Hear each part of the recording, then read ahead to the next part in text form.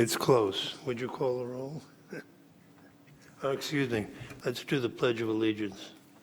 Mary Lou, would you lead us, please?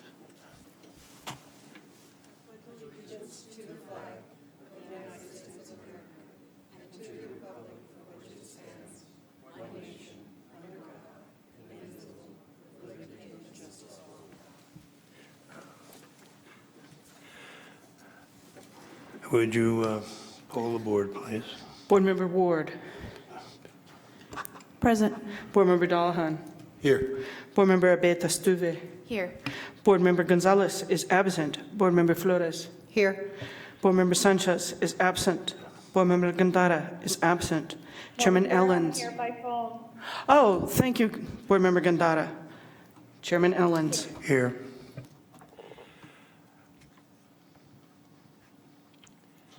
Are there any changes to the agenda, Clint? Thank you. May I have a motion to approve the minutes from the meeting of December 12th? Motion to approve the minutes? Is there a second? Second. Thank you. Does any board member have a item to be pulled for separate discussion or vote? Hearing none, would you poll the board, please? Board Member Abeta Stuve. Yes. Board Member Flores. Yes. Board Member Sanchez. Yes. Chairman Ellens. Yes, the minutes are approved. And Board Member Gandara, sorry.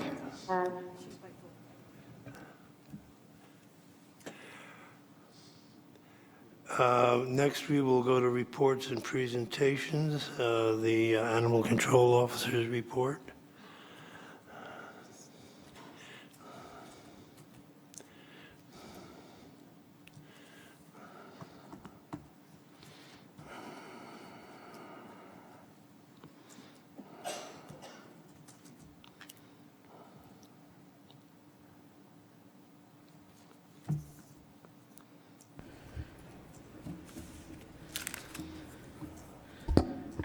Chair, board members, Mary Lou Ward, Doña County Animal Control and Code Supervisor.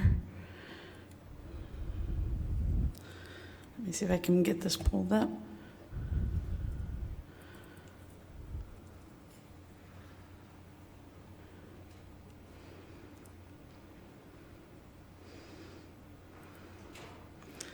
So we'll go ahead and start with our report for December of 2019.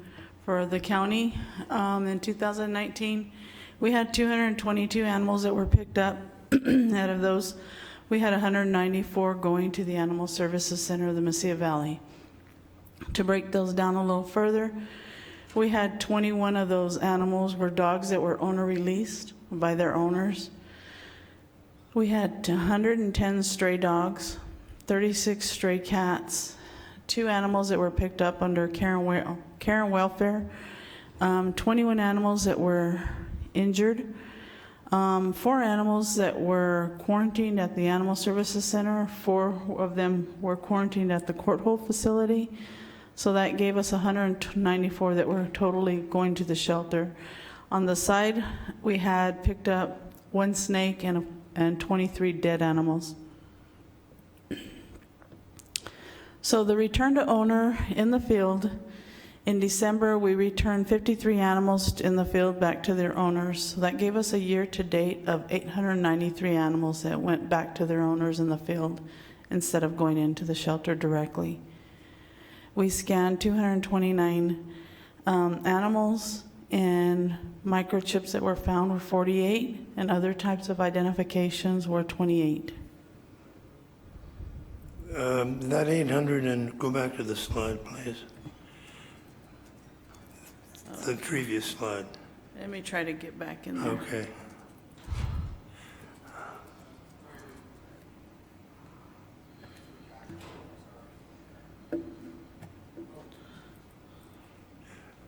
Next, yeah, the next one. That one, the 896 year-to-date return to owner, and the other categories, how does that compare to past years? Compared to past years, it's going to be lower. And I brought in 2018 just to kind of compare it to, and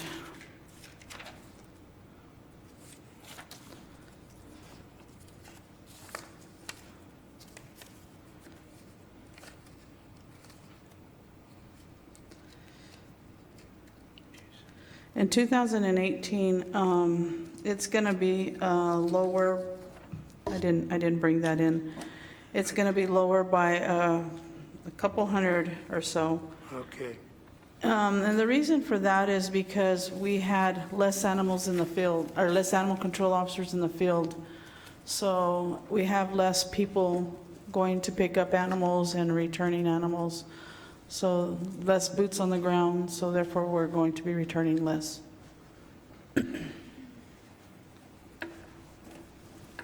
Any other questions on this slide before I go on? Mr. Chair. Board Member Sanchez. Thank you. Ms. Ward, just curious, with the Operation Clean Sweep that was going on in Chaparral, did you notice, I guess because of that saturation that was going on in that area, did you notice a significant uptick in these numbers or anything that for December and or November? And you might have mentioned it in our last meeting. I just don't recall at the moment. I actually have it further in on the slide, if we could hold off a little bit on that until we Sure. get to that, if that's No okay? problem. Okay. Yeah, thank you. So the next one I have is explanation of districts. And I just wanted to go over these districts because what I did was separate the districts. And in our county, we have them separated by districts 1 through 7, which are the sheriff's department's districts, and that's the districts that our department uses, which is the 911 system districts. And they're separated by Hatch, Garfield, Rhodey, Rincon, Placitas. So you can kind of see where you fit in that district as a commissioner or councilman if you're, or whatnot. And the next slides will show you about what types of animals were picked up for the year in those districts. So if you look at that and you look at cats that were picked up in 2019 by districts. So District 1, we had a total of 10 cats that were picked up. In District 2, we picked up 349 cats. In District 3, we picked up 100. District 4 were 339 cats. District 5 were 112 cats. District 6, 74. District 7, 112. So those are cats by districts. Then I went into dogs that were picked up by districts as well. And the same applies for the same districts. So District 1, we had 69 dogs picked up.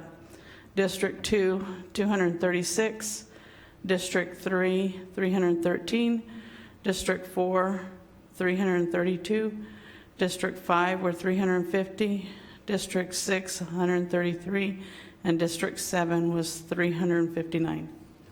Could you go back now to the previous slide? I'd like to put the numbers next to the areas. Mary Lou, don't use the keyboard, the mouse, use the keyboard and use the back or back arrow.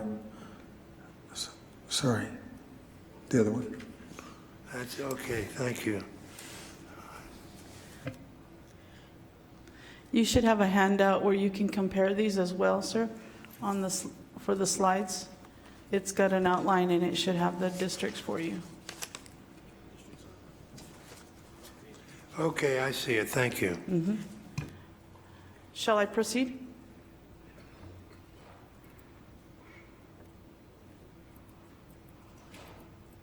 So overall, if we go into the overall dogs and cats combined, I just threw those together. So District 1 was 79, District 2 was 585, District 3 was 413, District 4 was 671, District 5 was 462, District 6 was 207, and District 7 was 471. So that can kind of help us look at the hotspot areas and the districts where we're picking up the most amount of animals. So Is that going, reflected by the number of animal control officers assigned to each district? we don't have officers assigned to districts. We don't have that luxury. Like, some days we only have 1 or 2 officers on duty for the entire county. Thank you. So going into the types of calls, the animal control officers responded to 845 calls for service for the month of December. 22 of the animal control cases went to court in December. And breaking those down, out of the 22 cases, there was 46 charges. That equaled about 96 hours of in court, in magistrate court, and 18.9 hours of that was into overtime. There was 13 warrants issued. There was 6 guilty pleas, and out of those guilty pleas, we also asked for donations, and we've got a total of $500 that went to donations to the Animal Services Center in Mesilla Valley. We had 17 cases dismissed, and they were dismissed for various reasons. Maybe the owners came into compliance, and so we went ahead and dismissed them, because sometimes we will do that if they come into compliance. And 10 cases that were reset for different dates. We had 52 animals that were injured calls, 8 cruelty calls, 46 vicious animal calls, and 21 bite calls. And then, of course, we educated, or we got compliance on 65 licensing, microchips, 52 permits, and 72 rabies vaccinations, and then we also educated owners on 64 care maintenance or ordinance violations. Now, on our spay and neuter project, in addition to what we've been reporting every month, this is the new report that was added for the month of December. We had 34 cats and 87 dogs that were fixed, in addition to what we've been reporting. Could you, for the new members' benefit, could you explain that program? The spay and neuter project is a project that the county has been doing for quite a while now, for I would say since June of last year. And so what they're trying to do, the initiative is to offer free spay and neuter to the residents of Doña Ana County. So the county is paying for the free spay and neuter, rabies vaccination, and microchips.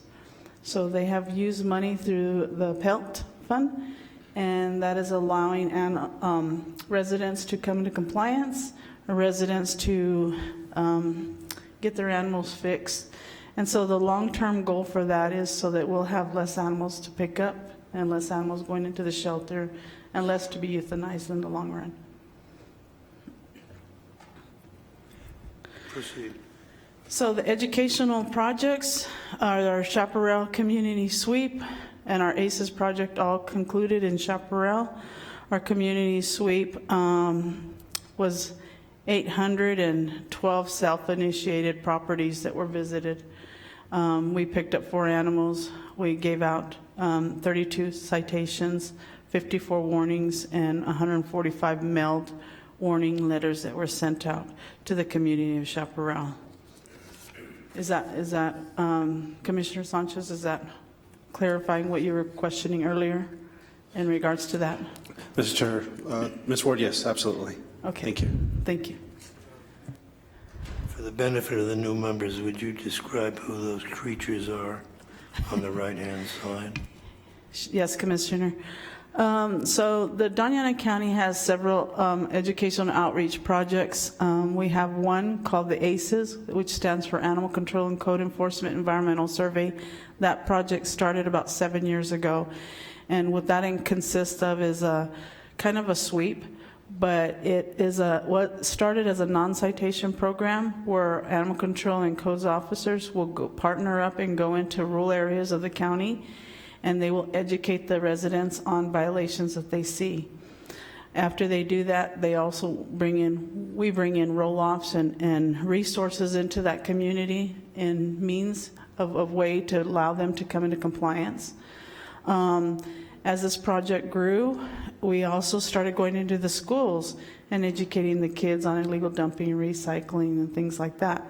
So we had books came out, and these characters are the characters out of the books. This is Carlos the Coyote and Lizzie the Lizard. So they escort the officers in the schools to help educate as well. And for that, I'll stand for any other questions. Thank you, Mr. Chair, and thank you, Ms. Ward. As far as I just need a definition of self-initiated properties visited as part of your Operation Clean Sweep or Community Sweep.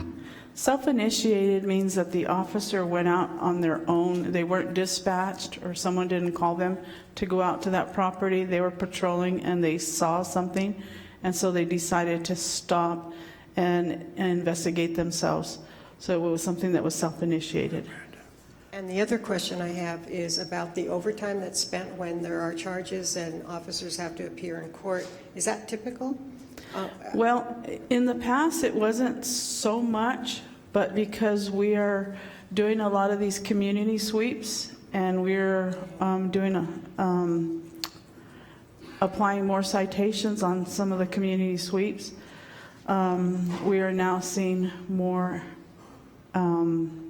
overtime that is coming in, because some officers, they're off on certain days of the week, and so if they're subpoenaed for court for those days, that means they have to come in for those days for subpoena for their court date. And then the regular hours, those are hours that are, they are working and therefore they can appear and therefore They're regular. doesn't- Correct. They're regular hours that they can appear for that court date. They're also hours that they've put into the time that's preparing them for that court, that case before they go into court as well. Thank you, Ms. Ward. Thank you. Board Member Abeta Stoiv. Thank you. How many officers in total do you have for animal control? At this present time, we have 9. Thank you. And when sending out the warnings versus the mailed warnings, what is the difference between the two, and how do you decide to do either one? The mailed warnings are usually going to come from the codes officers, but sometimes they'll come from the animal control officers. So if we know a past history, like a past information for somebody, we can mail them something out. If it's something that the officer's there on the spot, they're going to give that to them right then. Thank you. Are there any further questions from the board? I do have another Board Member question, Mr. Flores. Chair. Thank you, Mr. Chair. Ms. Ward, so do you believe that there are enough officers to do all the enforcement that's necessary of these particular issues that you've delineated? At this present time, of course, we would always like more officers, and so yes, we have one position that we're trying to fill right now, one frozen position that we have for the county right now. What would be the optimal? Ideally, it would be nice to have several more officers out in the field. Thank you. Thank you.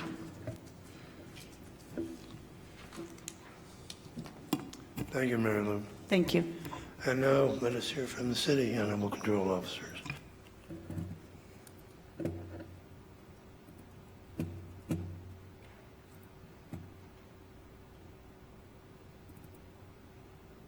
Sorry, wrong one.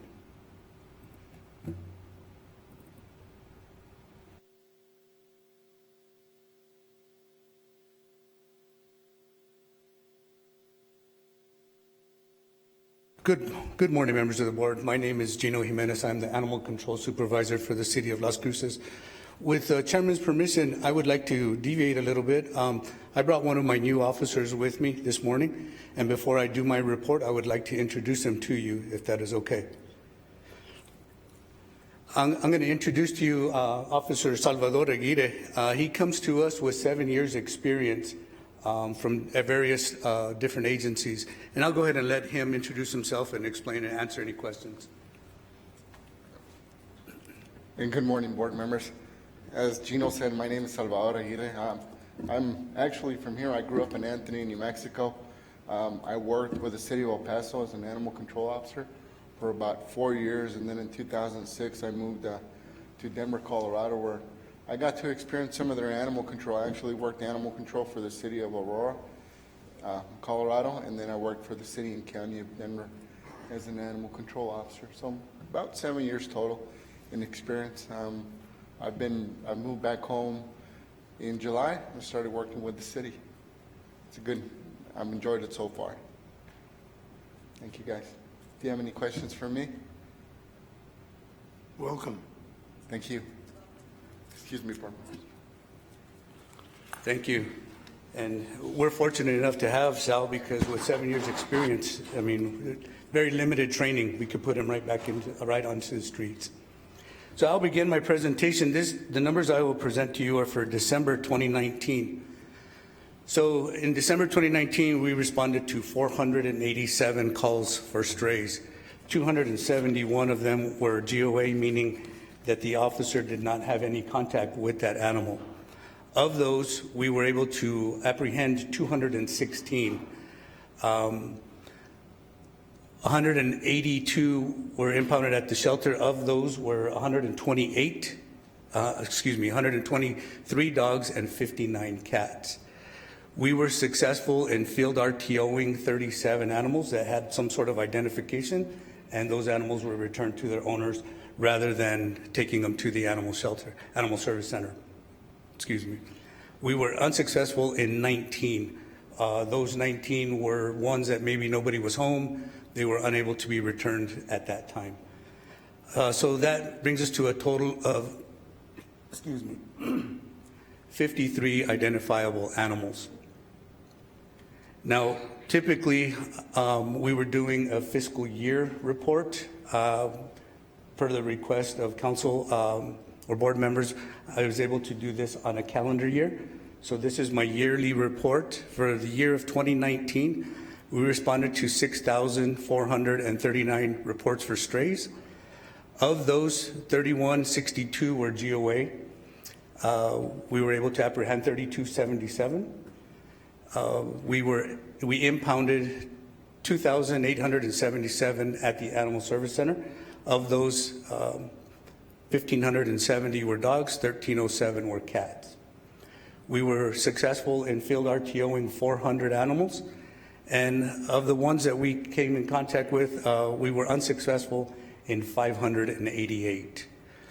So that gave us a total of 988 identifiable animals.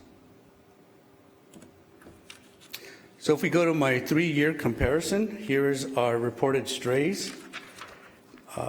So we're pretty consistent, as I've said, in almost every presentation I've done, our numbers are pretty consistent.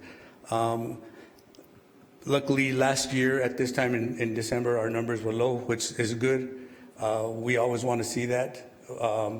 We can relate that to different reasons, the weather, the holiday seasons, stuff like that. Here is our 3-year field RTO comparison. Again, pretty consistent. And finally, here's reasons for owner release of animals. This comes to request from board members. So we had 3 that were owner released for medical issues. One was because it got into a dog fight and the owner could not afford the vet care. And another one was ill and they requested euthanasia. The second one, number 1, we had one, I should say, a friend left the dog behind and that new owner could no longer care for it. They didn't want it, to be honest with you. And we had one where the owner lives in an apartment complex where they did not have access to a yard, and that didn't meet that violated the restrictions of the complex. And here are our reasons for being unable to field RTO animals. 15 were animals that were identifiable. However, there was no contact by phone or at the resident with the dog owner. One address, the microchip address came back to an address in Doña Ana County, which we're limited in our jurisdiction. We cannot go out of the city limits, and that address would have put the officer way out too far out of jurisdiction to be able to field RTO that one. And the other one is a microchip information was incomplete. It came back to a mobile home community, and there was no space number registered on that microchip information. 2 were for ear-tip cats. One of those ear-tip cats was registered to a daycare center. And 1 was for the microchip registry would not give owner information. Again, for the benefit of the newcomers, would you explain ear-tipped cats? Ear-tip cats are cats, what we're considering right now, we're working through the new definition with the revision, are cats that are unowned, that belong basically to the community. They've been trapped, neutered, and released, and one way to identify them is to notch the ear or cut the tip off of the ear. Thank you. You're welcome. And finally, Home Again, which is one of the microchip registries, they were offline. The chip wasn't registered through ShelterLift, through the shelter's program. However, Home Again was offline, and the officer wasn't able to pull that registration information off of that web page. And finally, per request from board members, here is, I'm going to go through them individually, but this is just the page to show you what I'm going to do. Here is November 2019 map of the strays within the city limits, and also December 2019.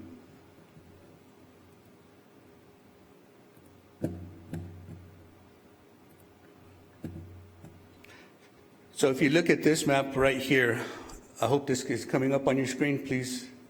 Is it on your, okay, thank you. This is a map for November 2019. This shows every stray call that we responded to within the city limits. The blue are dogs, the orange are cats, and there are some small red ones that designate others. Now others would be squirrels, skunks, raccoons, anything snakes, anything other than cats and dogs. So if we zoom in a little bit, I can give you a better perspective per districts, council districts. Or is it better to zoom out? Please let me know.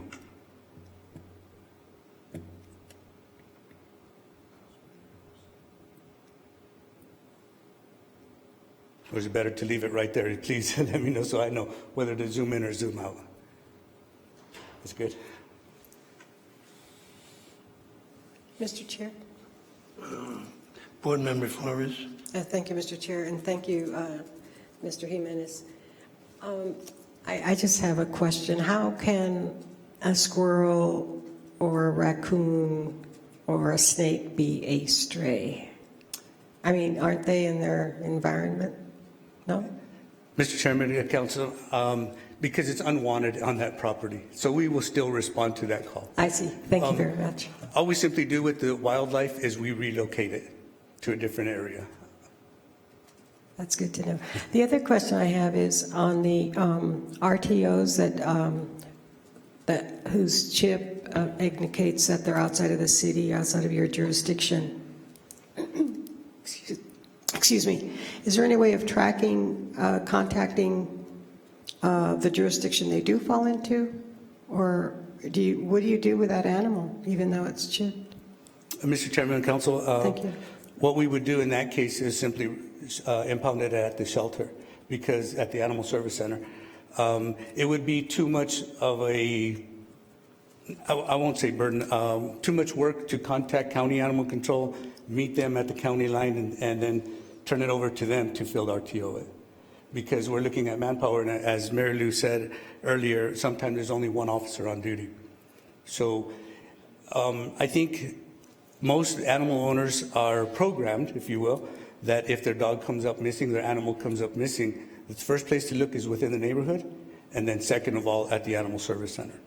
So with that information, the officer was able to leave a message and let them know that their animal was picked up and taken to the Animal Service Center. However, he wasn't able to field RTO it directly. Thank you, Mr. Chair, and thank you, Mr. Jimenez. You're welcome. So this is, going back to the map, this is November. I will pull up December's numbers.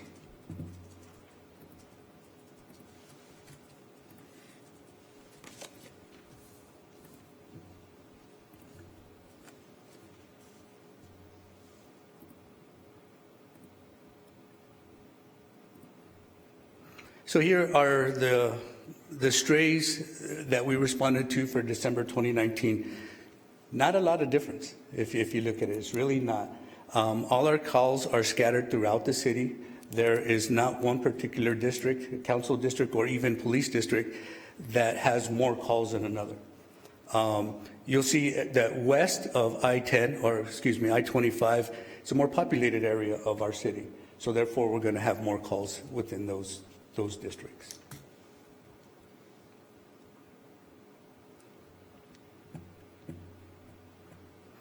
If there's no more any other questions, I'll move on to the rest of my presentation.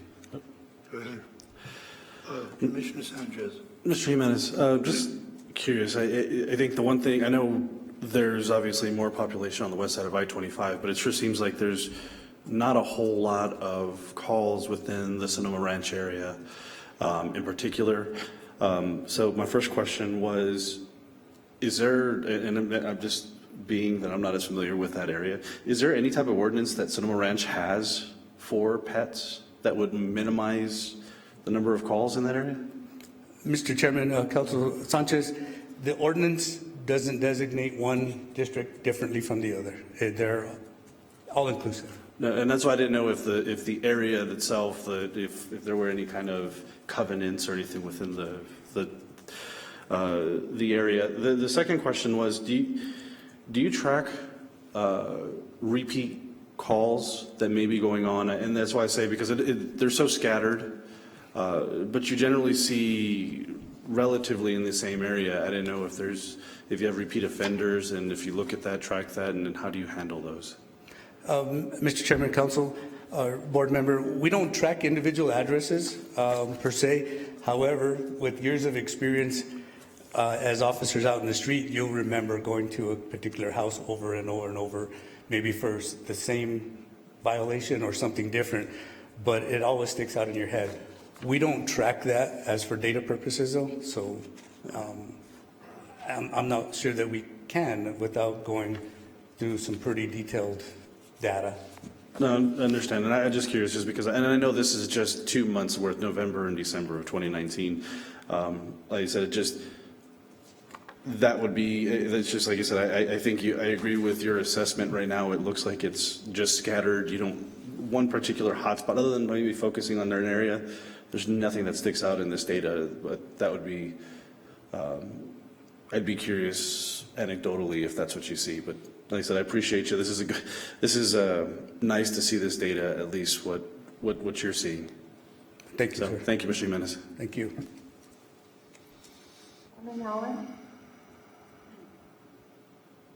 Yes, ma'am.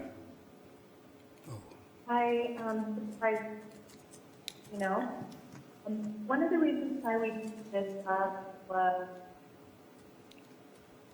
because of our concerns about their and with them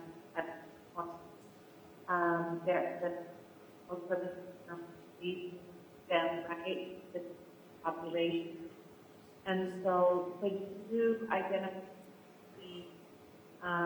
where you're picking them off? And you from the coast?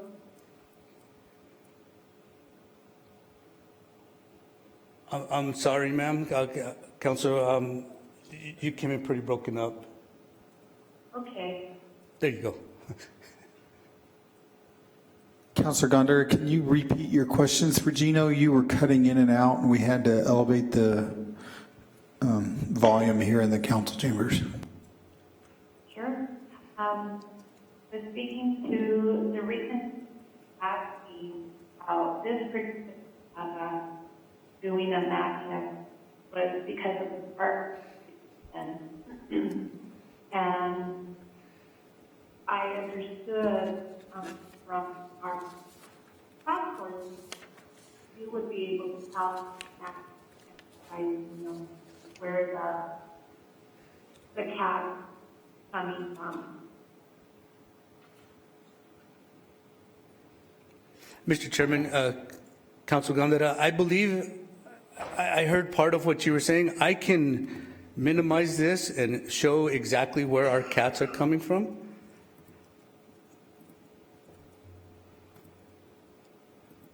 So I can pull the data right here. This is December 2019's data for where our cats came from. Let me zoom in a little bit. I believe that's what I understood, ma'am. Is that, does this pinpoint or answer your question better?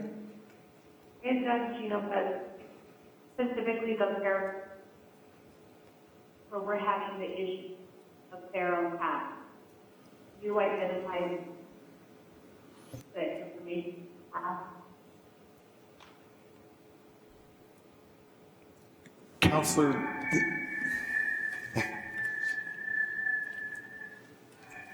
sorry, Counselor, this is David Dahlon. One of the things that Gino's showing on the screen all of the cats that were, calls were made, not necessarily apprehended, for the month of December.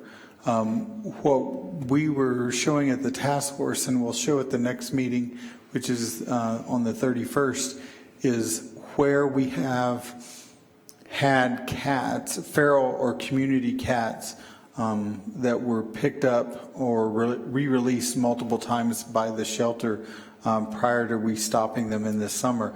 But Gino's profile on the screen is fairly indicative of there is a greater preponderance of cats or community cats west of I-25.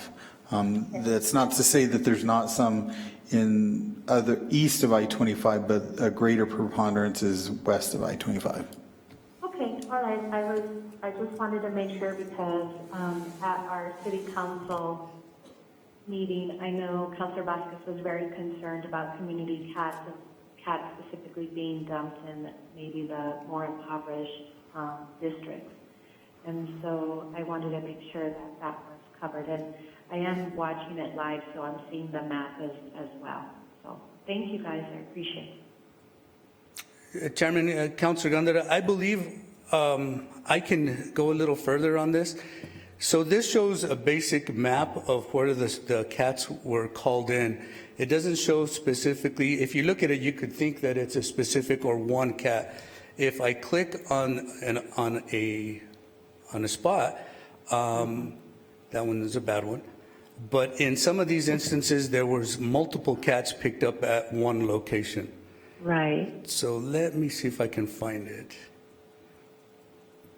So here we go on this one right here. You can see that there's multiple entries for this one location. Right, okay. So this one shows 4. But because of where the way the map was exploded, if you want to, it didn't show that there was 4. It only looked like 1 dot. So as you zoom in and out, you'll be able to see that there were multiple calls at one particular address. Okay. I appreciate it. Thank you, Gino. You're welcome, ma'am. Thank you, Mr. Chair.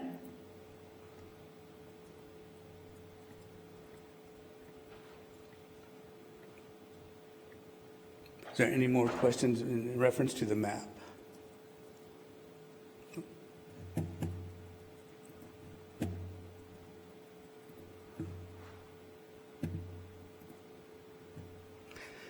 So I'll move on to my next slide. So one of our peak performance standards or measures for 2019 was our stray animal bite. As you know, for us, for the city animal control, we report our peak performance issues, our topics. One of them that we're very happy with because these numbers are excellent is that our peak performance standard was a 10% reduction in stray animal bite responses. We were able to reduce that number by 22.2%.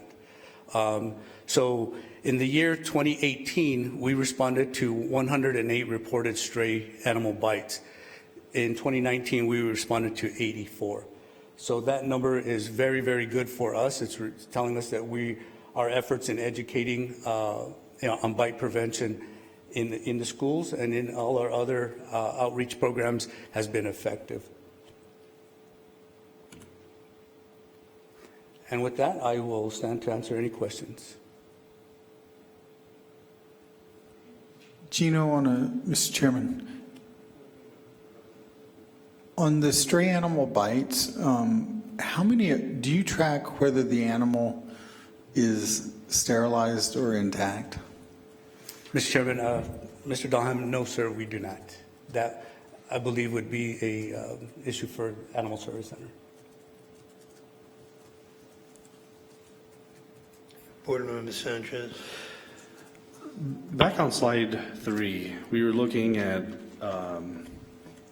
the year-to-date numbers, and in particular, I think the one that sticks out to me is the total identifiable stray animals versus the strays apprehended. And just throwing out a rough number, it's about 30%, it looks like, that we were able to identify. And I know this is something that I know this is as we've gone on and we struggle with in the county as well, is, I don't have what the answer is, and I'm just wondering if, there's been discussion about, rather than licensing, we look at microchipping. I believe you're all looking at the ordinance for the city. I don't know what it is, but if we can find a way to get that number up, and I don't know if the licensing fee, which I don't think is prohibitive unless you have an intact animal, how we get that number up. And I'm just curious. I'd be curious to find out in the next meeting how this number compares to 2018. And just the ballpark. I mean, it's just, is it more, is it less? But if we can figure out a way that obviously, along with our partners, I mean, we've been doing SNAP, we're doing, I know our nonprofit partners here have done quite a bit of work to try to increase this number as well. So, but I think that's something, however, between the city, the county, and all the municipalities within the county itself, we can figure out a way to get this up. I think it would help us out along, Yes, sir. Mr. Chairman, Board Member Sanchez, and I'm glad you brought that up, because it is one of our peak performance standards. Our standard right now is to have at least a 25% stray animal return to owner. That's our goal. Right now we're at 12.3%. However, if those 900 or 588 were to go home, we would achieve 30.8%, which would definitely exceed our goal that we have set for ourselves. So absolutely, I agree that being able to field RTO an animal would benefit everybody.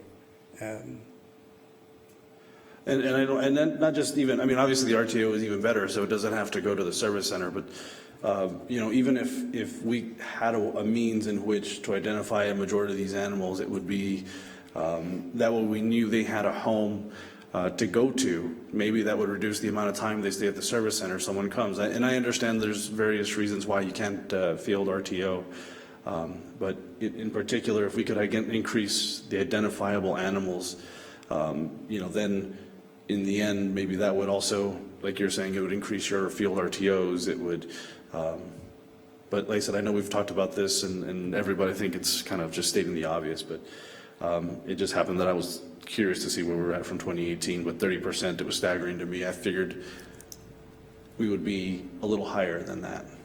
Yes, sir. So, thank you. Thank you, sir. Thank you. Thank you, sir.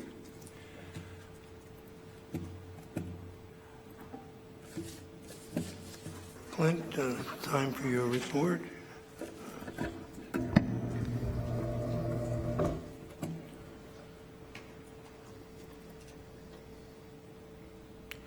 Good morning. My name is Clint Thacker. I'm the Executive Director for the Animal Service Center, Mesilla Valley. My beautiful deep voice is brought to you today by a cold that I've been battling, so I apologize for that. The Animal Service Center, Mesilla Valley's presentation today is going to be on numbers from December 2019.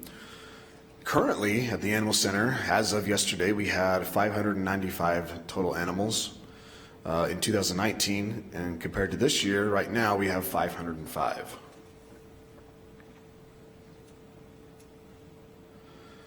Intake versus 2018, we have 700 total. In 2019 was 697, and that's a breakdown of. In 2019, we had 475 dogs and 216 cats. In 2018, it was 465 dogs and 224 cats. So pretty much exactly the same. Our outcomes compared to last year as well, December.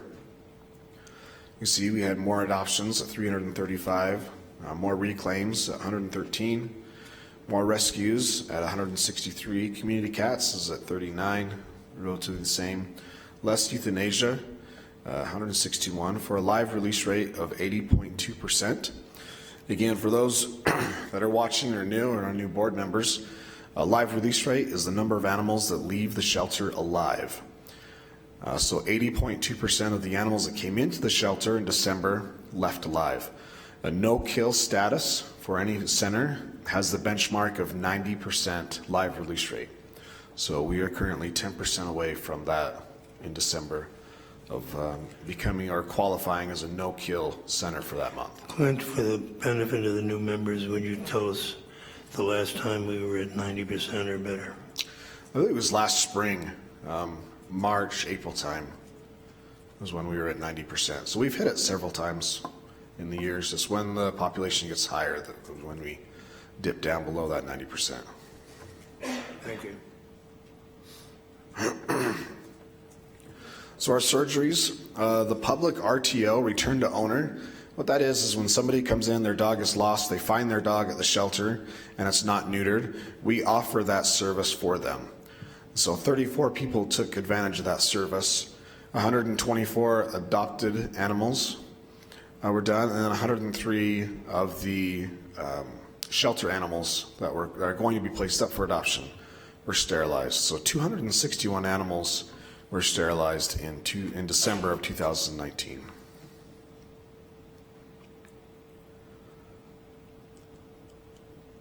Looks like a redo of the previous slide.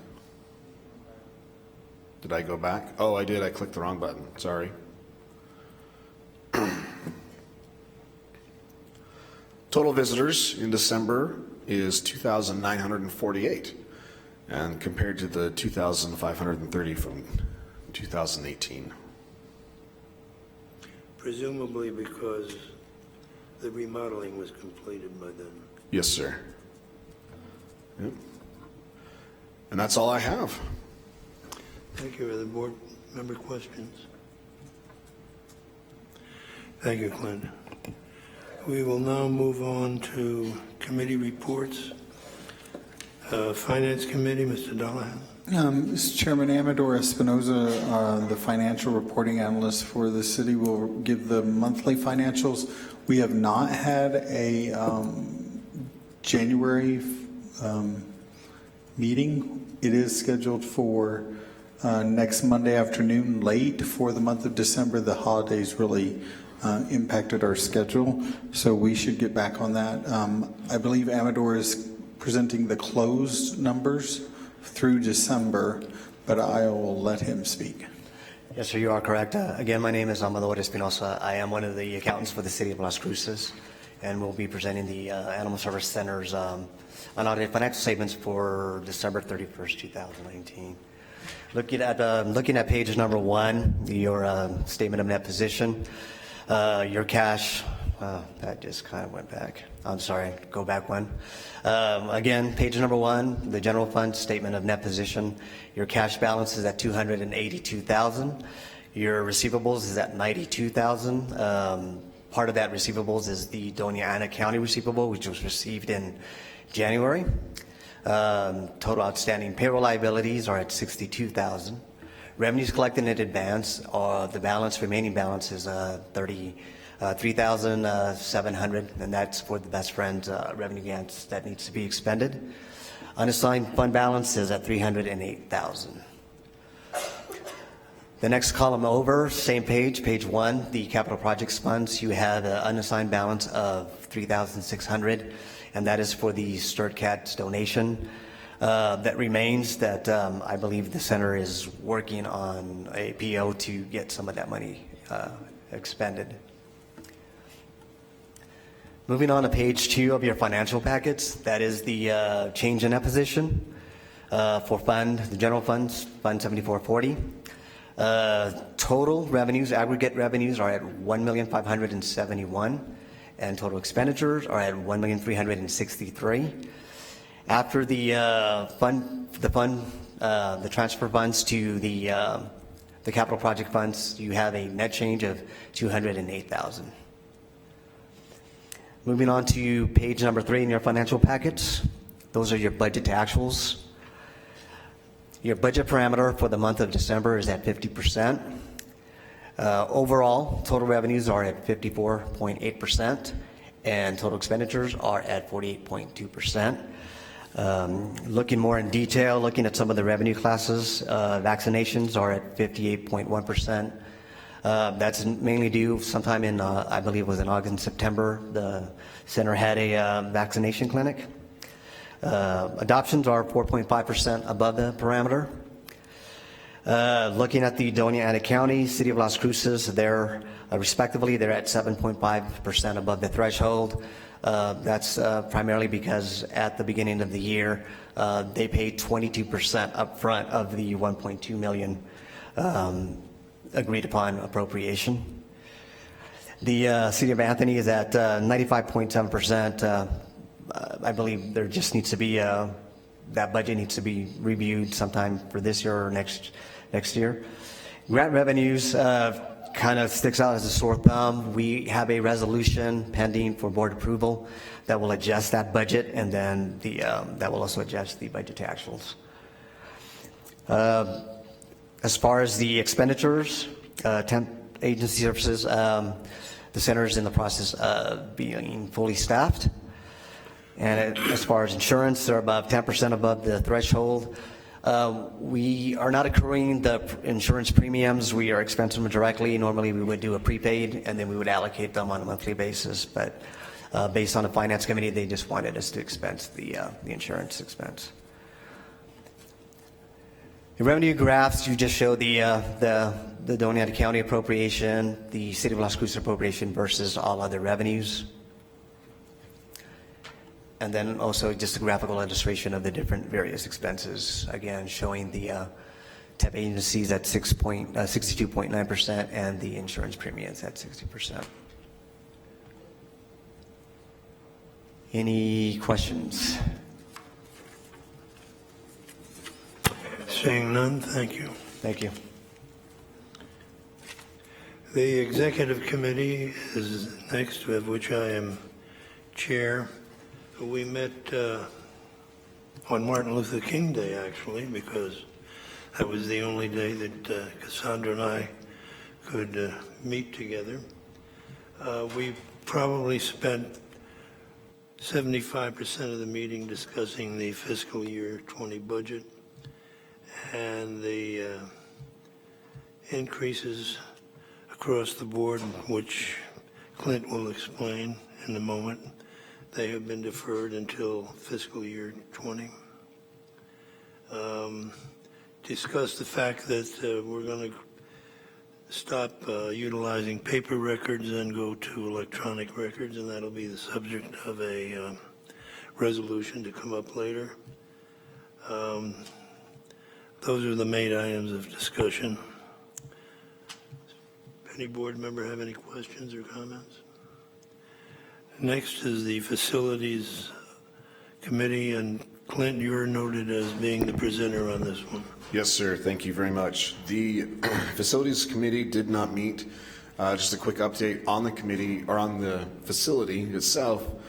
The HVAC project is going forward. Today is a general contracting meeting, it's like a construction kickoff meeting we have at the ASCMV. So we're excited to have that to be started. And then 30% completion contract drawings were due, or have been turned in, for the new center. And so that's exciting how that progress is moving forward as well. That's all I have. Thank you. Any board comments? At this point, we're on discussion items, and Clint, you're up again. You have 0 and 7 update. Oh, I'm sorry, that was kind of tucked away. 0 and 7 update.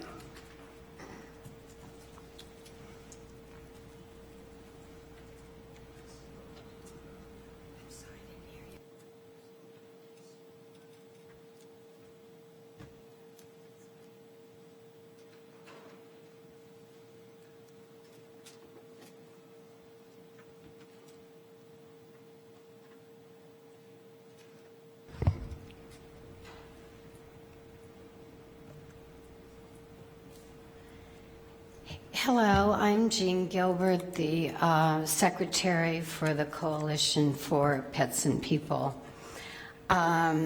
This presentation by the Coalition highlights 7 community animal welfare organizations, and the organizations not listed will be highlighted at the next meeting. This slide highlights coalition activities for the year, and a listing of meetings, events, event support, and activities has been provided in your packets, showing the coalition's work for 2019. The coalition's mission is working towards a no-kill community, which means that we advocate for best practices in animal welfare. We work on policy change, and we support the shelter and local groups with their programs and services, and we work to bring more resources to those programs. At the suggestion of Clint, the Animal Services Center's volunteer coordinator, Emily Muir, and I met recently to discuss humane education curriculum and ways that we can collaborate. HSNM donated books for the center's use, and Emily visited one of my kindergarten classes at Highland Elementary last week and observed the session, which was the story of Buddy Unchained, about a dog rescued and placed at a shelter and adopted after the dog had lived a life on a chain. Two Hearts, Four Paws is a rescue located in Radium Springs, and they have about 30 dogs at their location, including the 2 pictured here. They hold adoption promotions the first Saturday of the month at PetSmart. APA rescued a total of 508 animals, the majority of them from the shelter in 2019. Their stats with their rescue numbers and a breakdown of those numbers for 7 years, 2012 through 2019, are provided in your packets. Their total rescue for so far in 7 years has been 4,508 animals. An overwhelming need for APA is placement for cats. They were successful last year placing 353 cats, but right now they're over capacity and they need the community's help with adoption, foster care, barn cat placement, and other options. They've placed 25 to 30 felines in barn cat programs. Here's a picture of APA's condos where they house their cats, and of course A lot of their cats, too, are with fosters. And you can see here the location of their adoption center is 800 West Picacho, and there's a listing of their hours. And, of course, you can go there by appointment. Broken Promises Southwest operates a cattery at PetSmart and also runs a sanctuary on the East Mesa. And they adopted several cats in the month of December and also TNR'd several, trapped, neutered, and returned several community cats last month. And they do assist colony caregivers. The picture in the upper right is a picture of a cat that was TNR'd. They also help special needs felines, and they have to do a lot of fundraising for high medical bills. Broken Promise donated insulated shelters for colony cats. As you see here, these styrofoam coolers are used for shelters. And in addition to all these services, Broken Promises is a tremendous resource for our animal shelter.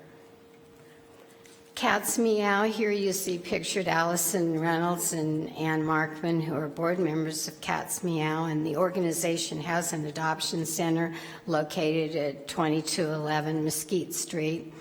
And between the adoption center, which houses about 35, and then their foster program, Cats Meow adopted 124 felines this past year.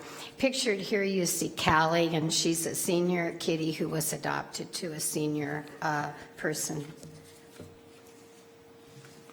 Cherish Canines rescued 469 dogs during the year 2019, and they adopted out 128, and they transported 343 to rescue organizations in various states. And their stats and information is also provided in your packets.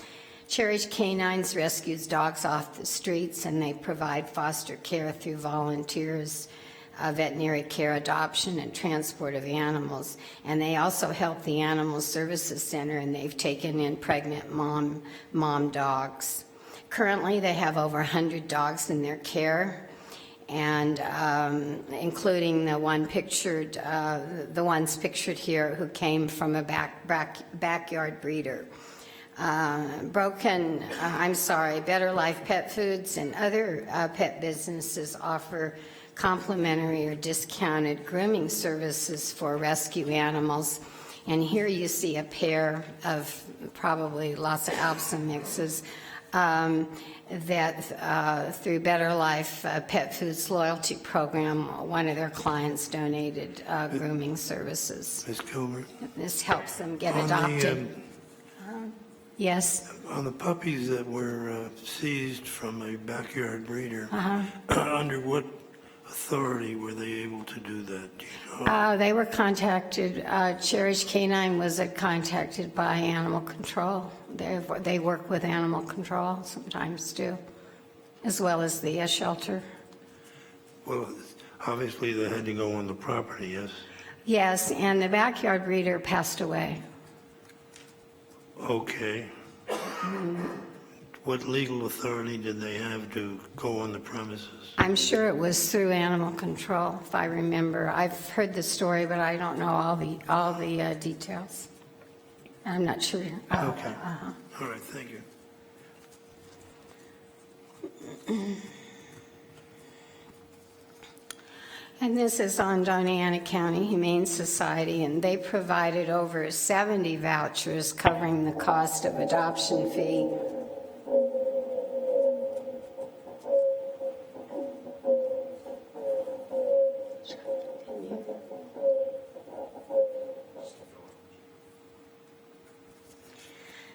Doña County Humane Society provided over 70 vouchers during the year 2019 covering the adoption fee of shelter pets adopted to seniors. And they provided financial aid for more than 600 community pets like the bulldog Apollo pictured here this past year through their animal relief fund. So they're helping assist with veterinary costs and needs. And they've offered free behavior training also. This is another one of their programs.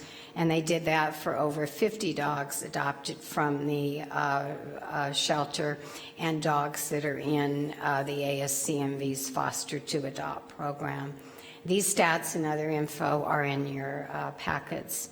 Fundraising is ongoing for the Doña County Humane Society like it is for all of us 501c3s, and they've been very successful with their Paint to Adopt Paint to Donate fundraising, as you can see with the picture here. The Humane Society of Southern New Mexico, pictured here are children in their Forever Friends program at Highland Elementary.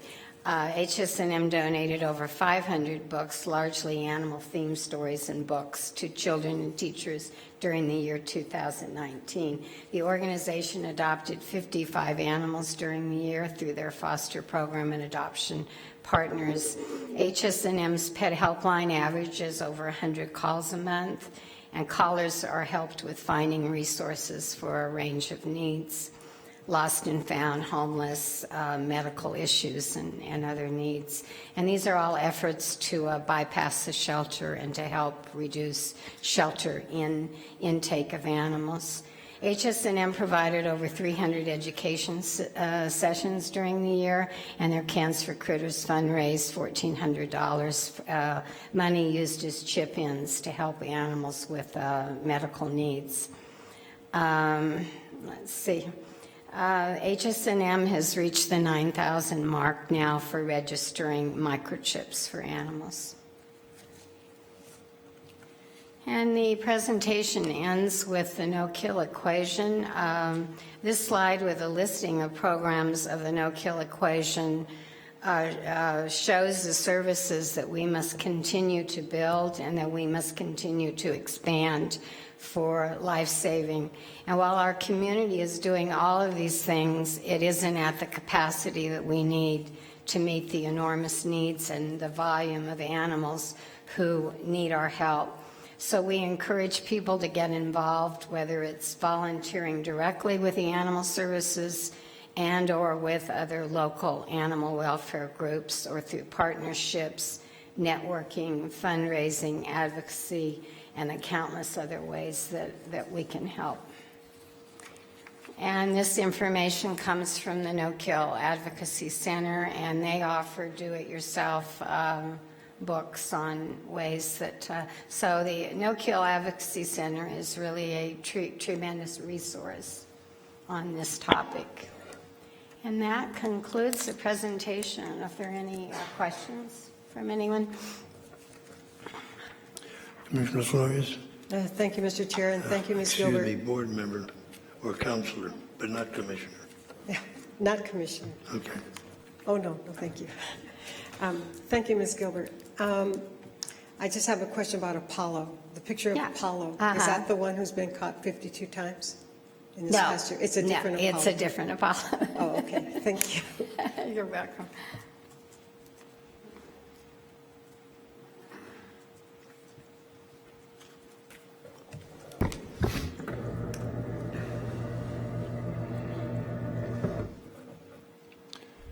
We are on discussion items at this point.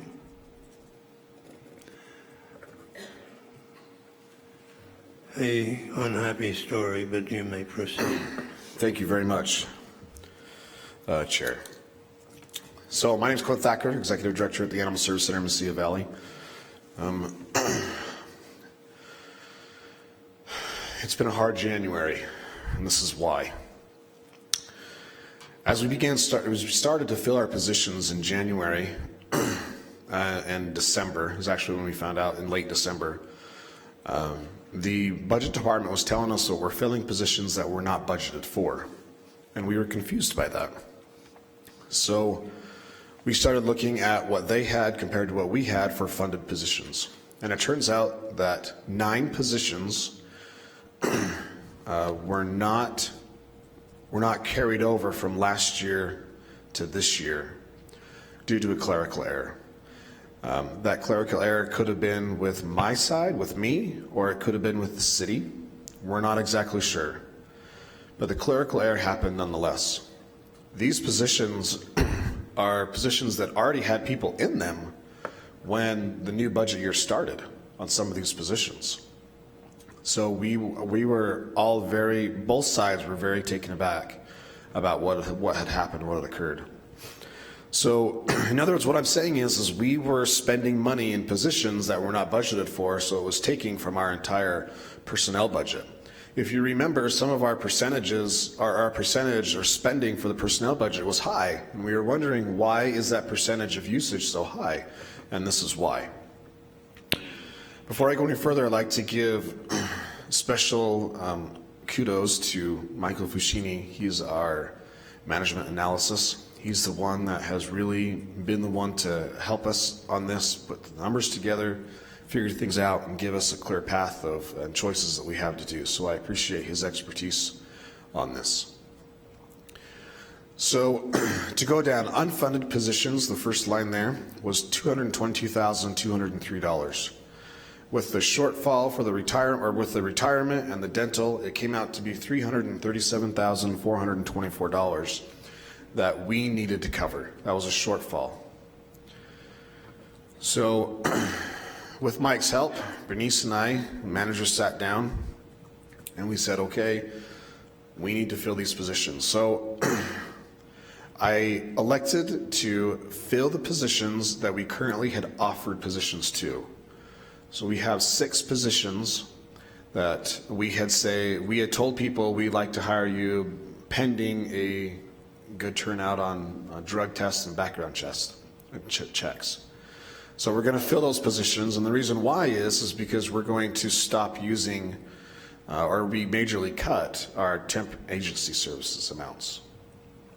So it was cheaper to hire somebody than it is to continue using the temp agencies for that. But our remaining vacant positions, for instance, we have our kennel manager assistant left, and so we're not going to fill that position. So through salary savings and vacant positions, we were able to save $165,850. And then we look at contract employees. Again, let me stop and back up. Over the last 4 weeks, Mike was able to go back and do 6-month projections. He looked at our 6 months of our previous spending and projected out what we're going to be. And so if there was surplus in any of those projections, that's where we started making some of our cuts. So the contract employees is our veterinarians, so we cut that at $20,000. We still believe that we're able to continue on with the same amount of surgeries, and if we stick to the amount that they're contracted to the 35, and that's generally what our veterinarians do, is 35 animals a day. Scheduled overtime. We took all of the overtime remaining, and starting January 31st is when we're stopping it. So February 1st is when we're going to be starting no monetary overtime. It's going to be comp time. So all of our employees will be getting the comp time or time instead of money. Our temp agency services, like I said, we cut that $1,900. And then the PSC adjustment is personnel services adjustment, the $4,100. That's the 3% raise that the board gave me. You see resolutions on there to defer that raise, so I'm not going to take that raise until the new budget year. So with those cuts, that got us to $240,850, but we still had more that we needed to come up with. So we did we went to our operating budget, and we did a 6-month projection with Mike's help, and we were able to cut basically nickel and diming our operations budget. We cut it by $94,781. And we're talking $2,000 here, $2,000 there. One of the bigger ones is we froze all of our advertising. So we have $15,800 there that we froze. We're not going to do any advertising. And then again, nickel and diming here and there. Our temp agency services, we are cutting $15,000 out of that because we're hiring 6 new employees. We shouldn't be needing to have those temporary positions.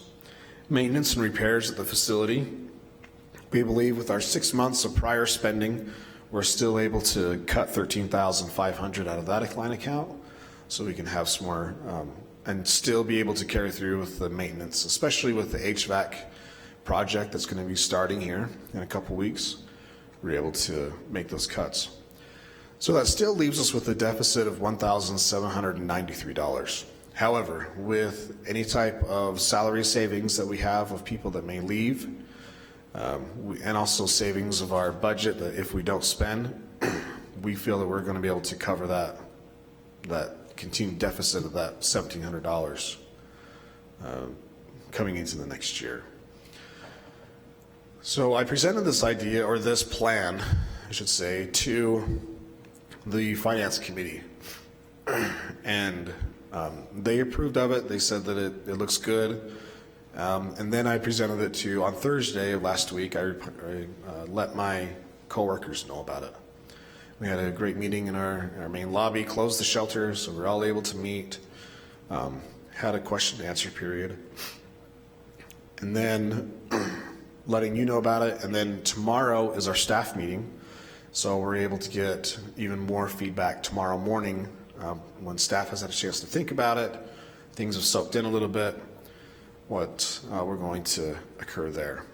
So on the good side, nobody lost their jobs. We did not want to cut any jobs at all.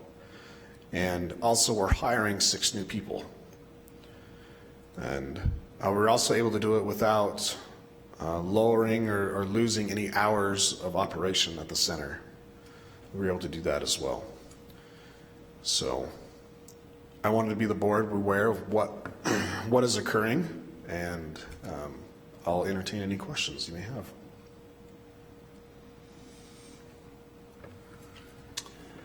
Board Member Alberto Estove. Thank you, Mr. Chair. When, by chance, has the center last had an audit done, or any sort of third party or internal? So we're part of the city's audit, so it's done every year.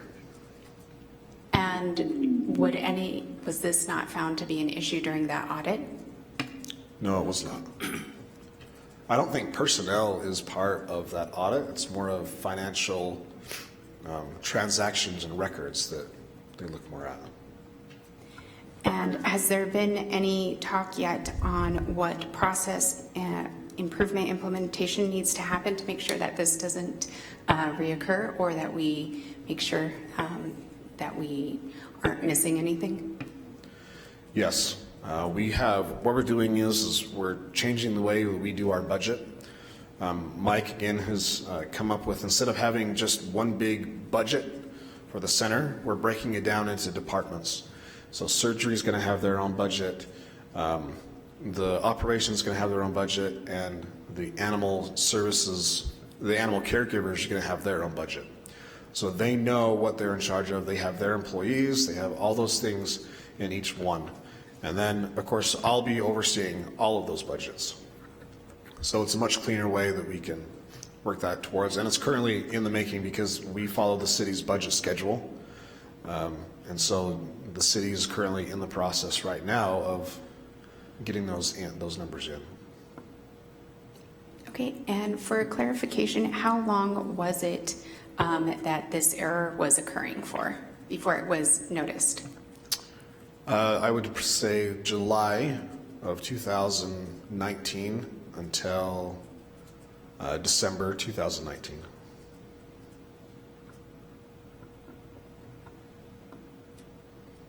Thank you, Mr. Chair. Commissioner Sanchez. Thank you, Mr. Chair.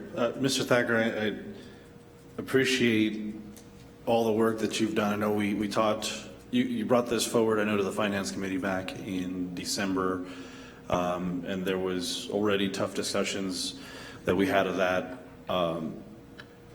I really appreciate the creativity. It's not, obviously, I know this isn't a great subject, and I appreciate the communication you've had with the organization, understanding you're still continuing that, getting feedback. And so hopefully these types of things, obviously, I don't want to say they're well received, but that they're willing to work with you, because I think you've done some phenomenal things. I think the Animal Service Center has been a lot of changes, so I just want to say commend you on the work that's been done. The fact that you found it in December versus later on, I think was better. I think it allows you some flexibility that you've shown here. So I just want to say thank you for the effort you've put in over the last month and a half to figure out a solution to try to get us back within the budget. So I said, I empathize with the kind of conversations you have to have within the organization, or at least trying to get that feedback. But like I said, I think the communication that you've had is to be commended. So thank you. Board Member Flores. Thank you, Mr. Chair, and thank you, Mr. Thacker. In the chart that I'm looking at that's on the screen at this time, it says that the contract employee, vacant positions are $165,850. Well, the money isn't the question I have, but that line. But do you think, I think you just stated that you will be hiring more people. So can you explain how that works? You have the vacant positions, which comes up to a certain amount, which goes to offset the deficit, correct? Mm. But then you said you're going to be hiring more people. Can you explain Yes, that? the vacant positions does not include those positions. I'm sorry, what? The vacant positions, that 165, does not include the positions that we are going to be hiring for. The vacant positions so we have positions that are vacant, like I said, the kennel assistant manager, that position is vacant, so we're not going to fill that one. We have a pet grooming that is vacant, a records clerk that's vacant. So who are the personnel you'll be hiring? Hiring our office assistants and animal caregivers. Oh, and those weren't part of the ones you itemized as vacant? I see. Yes, correct. Thank you very much, Mr. Thacker, and thank you, Mr. Chair. Clint, will those vacant positions that you're not going to fill, will they be filled in the next fiscal year? Yeah, so the hiring freeze is going to stop, of course, the new budget year starts in July 2020. Also, what we're doing is instead of let me start over. What we're going to do is offering comp time or I should say, the overtime pay starting in July. So it's giving the staff a little bit of a plus. It's something we've never done. It was always money. And there's some employees that do prefer to get time versus the money. So that we're going to start doing checking that in July in the new budget year as well. So there are some pros, some things that are improving a little bit through this very dark cloud. I can't say enough for my coworkers there at the Animal Service Center. People were saying at the meeting, it was during the day, and we just closed the shelter just for a half hour so we could have the meeting. And as I explained this, faces were kind of like, they were shocked, they didn't know. And I explained it the exact same way I explained it to you guys. And they were saying things like, thank you for being honest, thank you for being open, thank you for being transparent. But I know it's hard for them because a lot of them rely on that overtime pay as income. So, and I told them that we are going to get on it and get it back going in July as soon as we can. So thank you.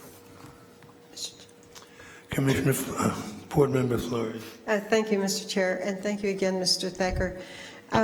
So instead of overtime, I'm sure there's been an analysis as to the benefits and the detriments of paying overtime as opposed to a fixed income.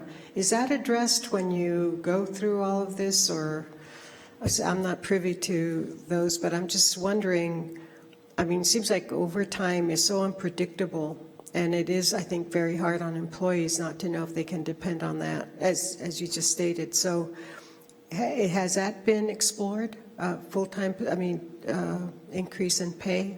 Thank you. We just received a large increase in pay, part of a salary survey last year.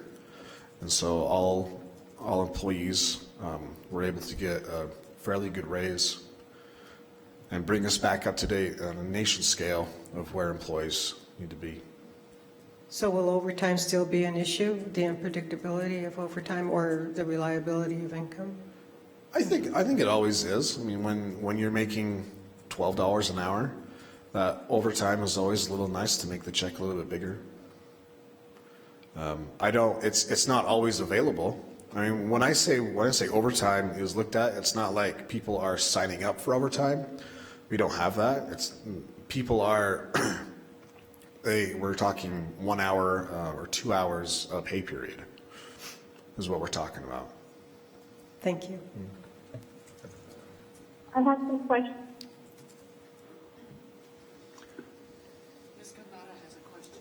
Oh, I'm still Board Member here at the Gandara. bitter end. Here we go. Clint, I appreciate the transparency.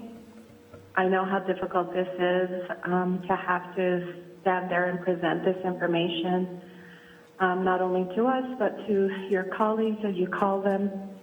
But my questions are to piggyback on a few that Board Member Abeta Stuvey asked about the audit. Now, typically, when we've had an audit in the last 4 years, which is every year, the chairs are invited to that exit interview, and I was not invited, nor I understand any of the other executive committee members. Some of the line of questioning was that it's not typically personnel, but yet financial. I want to ask David if that's something that typically an auditor would look into, or does someone have to point out, like Clint or the accountants at the city, there's a 67% increase, we're not sure where it come from, can you look at it?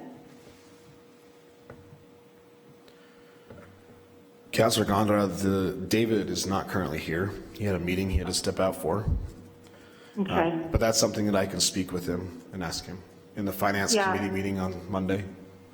I'd like for that to be asked, but also I am asking for an additional audit and or a conversation with the executive about that previous audit, because I'm not even aware of what the findings were, if there were any findings, are there any concerns that we should be privy to. So I'm asking for an independent audit. And that I think is well within our rights to do so. Yes, ma'am. We do have, the audit was concluded and there was a finding, and we're going to present that in February. They did not have hard copies ready for us to present it in this meeting. There's the reason why the audit was not, a resolution to accept the audit was not done for this meeting, but you will have it in February. Right. I guess I'm trying to make a point to the city that typically in the 4 years that I've participated, we've always been invited and we were not at that exit interview. And the other part of that is trying to connect the dots from the Finance Committee to that audit and making sure that if there are any questions or concerns that we are addressing that accordingly. Does that make sense? Yes, ma'am. And it would be very beneficial as well to have HR and budgeting in that meeting, to have that discussion, because when we were getting information from budgeting, they had names of individuals that hadn't worked at the Animal Service Center for years, even before I'd been there. Mm-hmm. That was on there. And HR didn't have them, of course, but budget did. And so obviously there's a breakdown in communication between those two departments somewhere. So it would be a good conversation to have, yes. Yeah. And so I do want just for the public to know that another issue in a different venue, a different organization came up that I participated in, and I did have a conversation about it with the interim city manager. And apparently the audit firm that we hired had a new individual facilitating the process, and a new person from the city side sort of facilitating everything. And so I think some things were forgotten because new people at the table, not familiar with the process. And I just want to make sure that when we do have these audits, that we're leading that charge. We hire them to do the work, and so we want to make sure that we are addressing every aspect. And I just don't know how that communication is happening. So again, I'm recommending an independent audit so that we can look at that and make sure that this doesn't happen again. Secondly, in the line of questioning from Board Member Flores, I think was excellent. And I think what I heard her say, or maybe the outlying question was, do you have a budget specifically for overtime? And yes, we do. You do. You allot a certain amount of money, and once you exceed that, you don't offer it anymore, or how does that? We've never exceeded that amount. Okay. Sounds good. That's all my questions. Thank you, Chairman Ellen.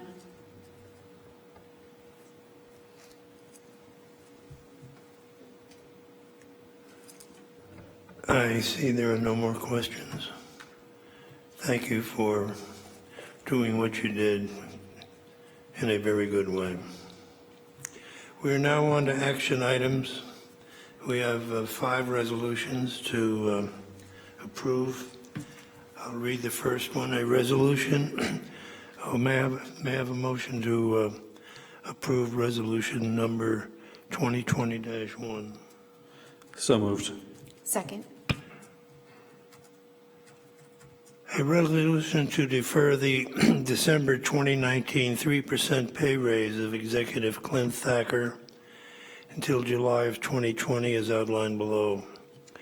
Whereas the Executive Director was approved a 3% raise in December of 2019, and whereas the Animal Service Center of the Mesilla Valley personnel budget is trending to have a deficit by June of 2020, and whereas the ASCMV staff will not be getting a deserved increase in pay, and whereas Clint Thacker, the Executive Director, requests the deferment of the 3% raise awarded in Resolution 2019-12 till the first full pay period of the 2021 budget year.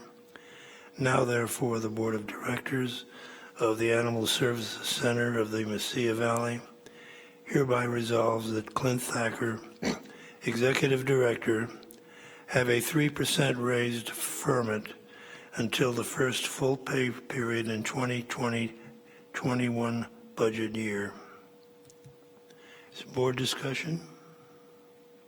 Is there public comment? Would you call the roll, please? Board Member Bedestuve? Yes. Board Member Flores? Yes. Board Member Sanchez? Yes. Board Member Gandara? Board Member Gandara? Yes. Thank you. Chairman Ellens? Yes. The motion is passed and approved. Resolution 2020-02, MOU Signature Authority. May I have a motion to approve the resolution? So moved. Second. Been moved and seconded. A resolution to give the Animal Service Center of the Mesilla Valley Executive Director authority to sign MOUs with cities and other government organizations for services rendered at or through the Animal Service Center as outlined below. Whereas the Executive Director is complying with the request from the Animal Center Board to reinstate MOUs with the cities and other government organizations, and whereas the Animal Service Center Executive Director wishes to implement the MOUs upon receipt of them and not wait until the next board meeting, and whereas the same process has been done in the past. Now, therefore, the Board of Directors of the Animal Service Center of the Mesilla Valley hereby resolves that Clint Thacker, Executive Director, have the authority to sign the MOUs with cities and other government organizations as they relate to services rendered at or through the Animal Service Center of the Mesilla Valley. Is there board discussion? Is there public comment? Would you call the roll? Board Member Berrestugue, Yes. Board Member Flores, Yes. Board Member Sanchez, Yes. Board Member Gandara, Yes. Chairman Ellens. Yes. The resolution is approved. Resolution 2020-03. May I have a motion to approve the resolution? So moved. Second. It's been moved and seconded.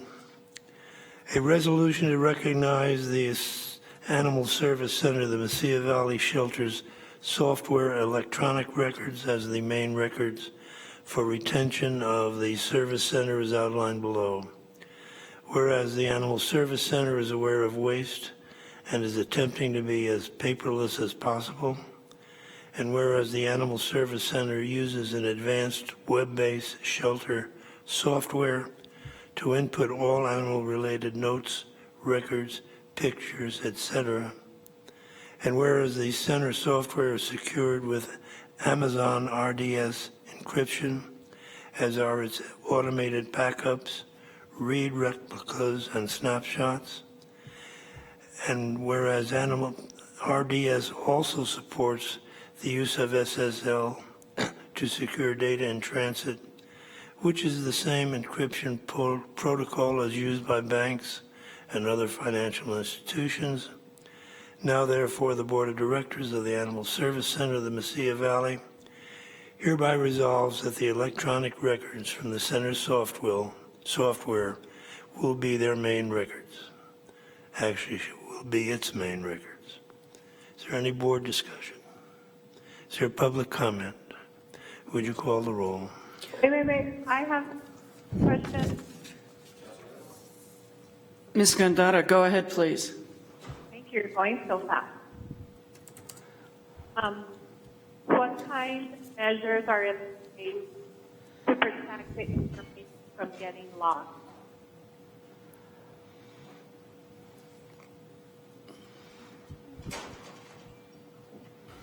Mr. Chair, if you could read the security portions there again. Which paragraph is that? All right, whereas the center software is secured with Amazon RDS encryption, as are its automated backups, read replicas, and snapshots. Amazon RDS also supports the use of SSL to secure data in transit, which is the same encryption protocol as used by banks and other financial institutions. So, Counselor, the reason why I had him read that is because it talks about the ways that it's going to be protected and also mentions replicas and snapshots. So the way that our current shelter love, they take the replicas and it's backed up, and also the current data is also backed up. So we will not have any issues with things getting quote unquote lost. Okay, I didn't hear that, but I'm not an IT person, so all that just is gibberish to me. And so the necessary firewall from any kind of malware or something like that will come from The pieces I got is protected from malware and securities. I believe, yes, it is going to be protected from those. Okay. Just checking. And Counselor, I believe, I'll just add that you're probably more secure having it on the cloud the way that the backups are. That way, if anything's accessed via the, internally within the service center, all that cloud backup is kept separately and segregated.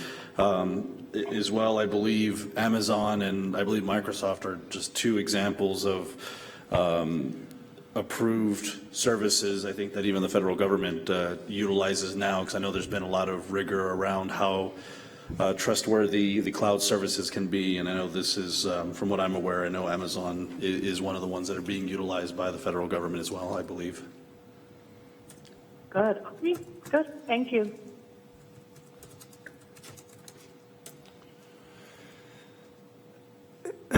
Is there any further discussion? Would you call the roll, please? Board Member Betastube? Yes. Board Member Flores? Yes. Board Member Sanchez? Yes. Board Member Gandara? Yes. Chairman Ellens? Yes.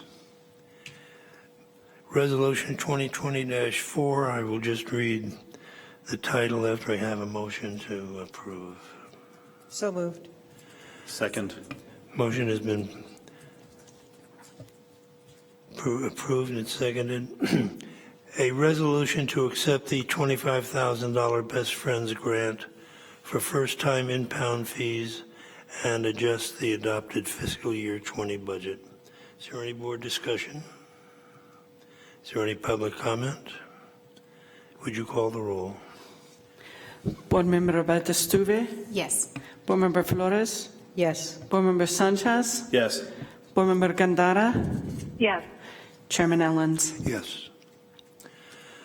Resolution 20-25, 2020-05.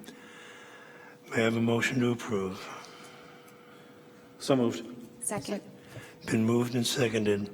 A resolution to adjust the adopted fiscal year 20 budget, allowing for adjustments within various budget line items and transfer amounts to account for local grant funds expended in fiscal year 19 and to redirect state grant funds to cover expenses supporting improvements to the center's cat room. It's a fairly lengthy resolution. I will not read the entire text. Is there board discussion? Is there public comment? Would you call the roll? Board Member Betastube? Yes. Board Member Flores? Yes. Board Member Sanchez? Yes. Board Member Gandara? Yes. Chairman Ellens? Yes. We are now on to election of officers and committee member assignments for the coming year.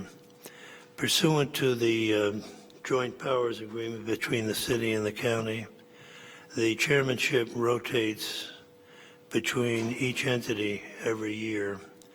I've been the chair for the last year, and at this time it's appropriate for a member from the city council to be a member of, or to be chair of the board. And I assume that the city has come with a recommendation and motion to appoint. Yes, sir. Commissioner Betastove. Thank you, Mr. Chairman. I'd like to motion to have board member and Councilwoman Flores be president. Is there a second? I'll second. Are there further nominations? Hearing none, is there a public comment? Board discussion? Call the roll, please. Board Member Betastube? Yes. Board Member Flores? Yes. Board Member Sanchez? Yes. Board Member Gandara? Yes. Chairman Ellens? Yes. Likewise, the vice chairmanship rotates between the city and the county, and this time it's the county representative who will be the vice chair. Commissioner Sanchez, do you wish to be the vice chair? Sure. Yes. You don't have to, I mean. No, I will. I would appreciate that. All right. I nominate Commissioner Sanchez for vice chair. Second. Been seconded. Is there board discussion? Public comment? I will remain on the executive committee as the former immediate past president, as also required by the JPA. Please call the roll. Board Member Betestuve? Yes. Board Member Flores? Yes. Board Member Sanchez? Yes. Board Member Gandara? Yes. Chairman Ellens? Gladly, yes. Now we will go to committee member assignments. There are 3 committees, the Finance Committee, the Executive Committee, and the Facilities Committee. Now, the Executive Committee is composed of the current chair, the former chair, and Clint Thacker. Oh, and the vice chair, yes. So those really, I would ask for a motion to approve those positions. So moved. Second. Moved and seconded, would you call the roll? Board Member Betestuve? Yes. Board Member Flores? Yes. Board Member Sanchez? Yes. Board Member Gandara? Yes. Chairman Flores, Ellens, excuse me. Yes. All right, Finance Committee. Mr. Dallahan, you have been the committee chair. Oh, he's not here, is he? He hasn't been here. Oh, right, that's right. Who would like to serve on the Finance Committee? Mr. Chair, I'll serve on the Finance Committee. Okay, Commissioner Gandara. How many members are there on the Finance Committee? 3? We need 2 more. I would like to continue on if I can also. All right, Commissioner Sanchez I would like to serve on and that. Commissioner Board Member Flores. Are there any other people who are interested in serving on this committee? Mr. Dallahan serves anyway, does he not? I believe so. He's a chair. Yes. He is the chair, and we can keep him as the chair. So there will be 4 members. That would be too many, because then you have a quorum. True. All right, one of you has to decide not to be on the committee.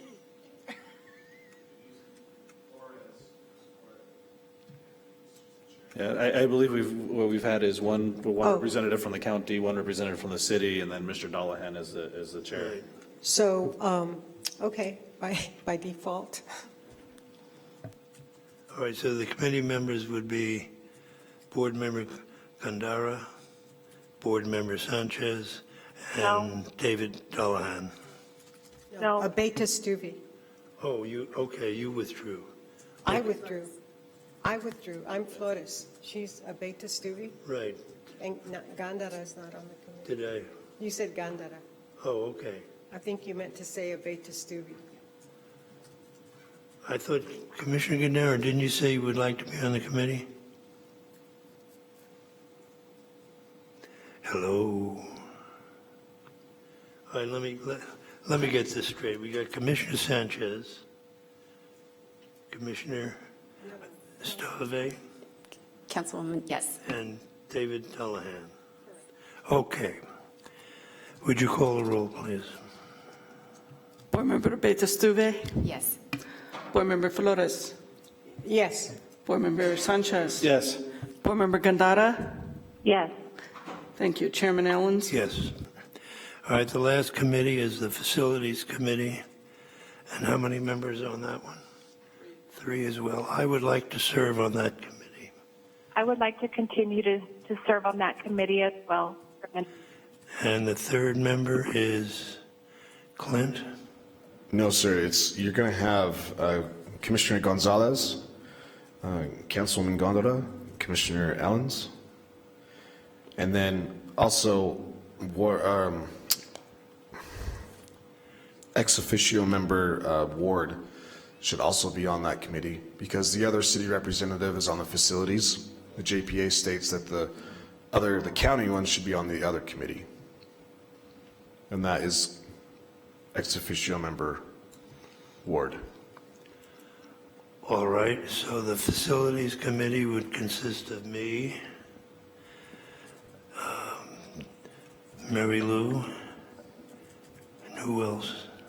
Gandara, okay, there. She said she wanted to be on that. And then Commissioner Gonzalez. In absentia. Okay. Is there any comment? Would you call a roll? And we should be okay because that's three board members on there. Okay.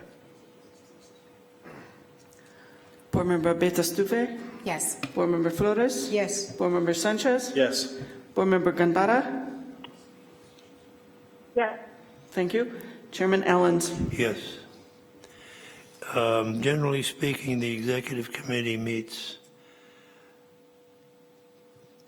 2 or 3 or 4 days, maybe a week prior to the regular board meeting, which is now the fourth Thursday of the month. And I'm not sure when the Finance and Facilities Committee meets. Is it at the call of the chair or what?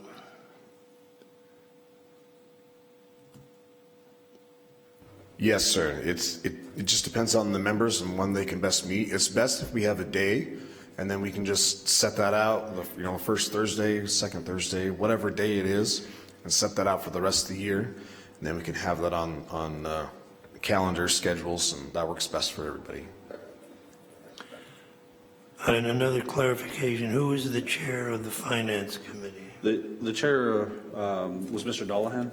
Okay. And we had moved the Finance Committee meetings to the third Monday of the month, mainly so that way we could then have the final financial reports for the month that would be reviewed prior to our regular board meeting. So as of right now, that's where we've had it, is the third Monday of the month for the finance, and then Mr. Dollahan is the chair. Okay. And I believe the Facilities Committee was meeting, and Councilor Gonda, if you can correct me, the first Thursday of every month at 8:30 a.m. at the Animal Services Center is where we've been meeting. And if that still works for everybody, that's a day that are already planned out. So. All right, the Executive Committee chair is the incoming chair. Board Member Gandara, would you like to be chair of the Facilities Committee? Sure. Good. Thank you. At this point, we'll move on to public input. Is there public input?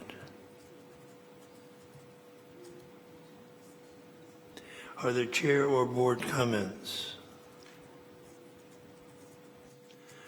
I want to welcome the new members, which I should have done at the opening of this meeting. You'll find, I think these meetings are quite interesting. There being no further business, we are adjourned without objection.